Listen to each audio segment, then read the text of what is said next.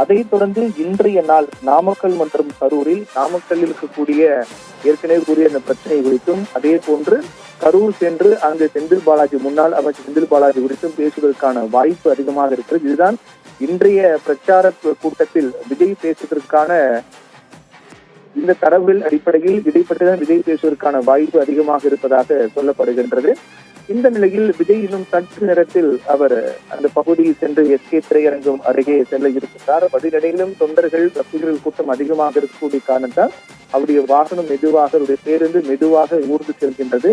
இதே வேகத்தில் சென்றால் நிச்சயமாக இன்னும் ஒரு மணி நேரம் கூட ஆகலாம் என்றும் எதிர்பார்க்கப்படுகிறது. அந்த அளவுக்கு அவருடைய வாகனம் மிக மெதுவாக ஊர்ந்து செல்லக்கூடிய நிலையில் எப்போது அவர் அந்த திரையரங்கம் அருகே செல்ல போகின்றார், எஸ்கே திரையரங்கம், அங்குதான் அவருக்கு அந்த திரையரங்கம் சாலைதான் விஜய் பேசுவதற்கு அனுமதி கொடுக்கப்பட்ட இடம். அந்த இடத்திற்கு அடைய நேரம் நெருங்க அந்த இடத்திற்கு நெருங்க ரசிகர்கள் தொண்டர்கள் கூட்டம் கட்டுக்கடங்காமல் இருக்கின்றது. அதன் காரணமாக அவர் செல்லக்கூடிய இந்த பேருந்தின் வேகம் என்பது மிக மெதுவாக ஊர்ந்து செல்கின்றது.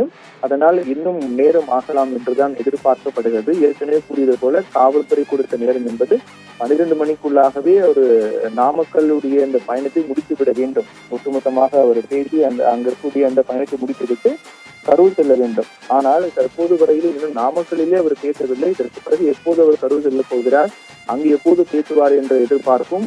இதனால் பொதுமக்கள் தொண்டர்கள் தமிழக வெற்றி கழக தொண்டர்களே ஒரு மனநிலைக்கு வந்து விட்டார்கள். 12 மணி என்றால் 3 மணி தான் வருவார், அதனால் மெதுவாக செல்லலாம் என்று கூட தொண்டர்கள் தாமதமாக வருவதையும் பார்க்கின்றோம்.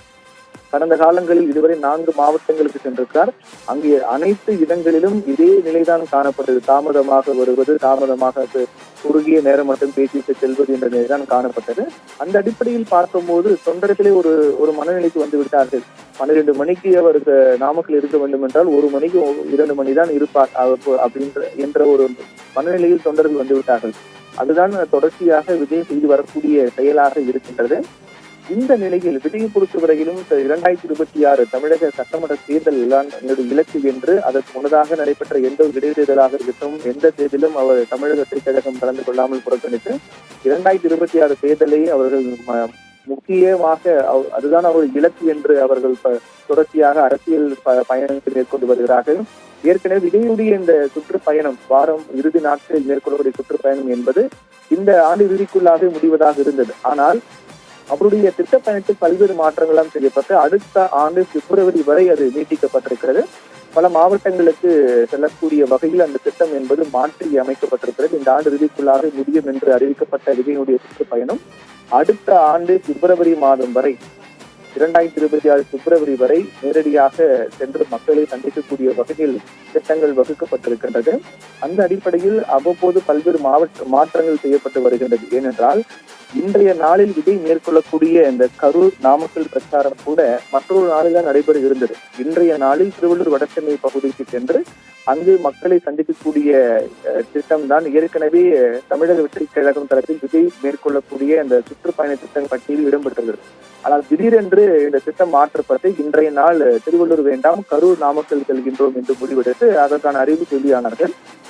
அந்த வகையில் கரூர் திடீரென்று ஏன் கரூருக்கு செல்ல திட்டமிட்டார் என்ற கேள்வி வரும்போது அதற்கு பின்னணியிலும் பல்வேறு அரசியல் காரணங்கள் சொல்லப்பட்டது. சமீபத்தில் தான் திமுக 30 விழாவை கரூரில் நடத்தியது. அதற்கு பிறகு எடப்பாடி பழனிசாமி கரூரில் பிரச்சாரம் மேற்கொண்டார். பாமக தலைவர் அன்புமணியும் விரைவில் கரூர் சென்று பிரச்சாரம் மேற்கொள்ள இருக்கின்றார். இப்படி கரூர் என்பது அரசியல் சார்ந்த மிக முக்கிய ஒரு இடமாக மாறி இருக்கக்கூடிய சூழ்நிலையில் அடுத்தடுத்து ஒவ்வொரு அரசியல் தலைவர்களும் அங்கு செல்கிறார்கள். அதன் தொடர்ச்சியாக தான் விஜயனுடைய பயணமும் கரூருக்கு மாற்றி அமைக்கப்பட்டது என்றும் ஒரு கருத்து சொல்லப்பட்டு வருகின்றது. எதிர்ப்படியாக இருந்தாலும் விஜய் செல்லக்கூடிய ஒவ்வொரு மாவட்டத்திலும் அவரை பார்ப்பதற்காக ரசிகர்கள் தொண்டர்கள் அதிகளவில் கூடிக்கொண்டிருக்கிறார்கள்.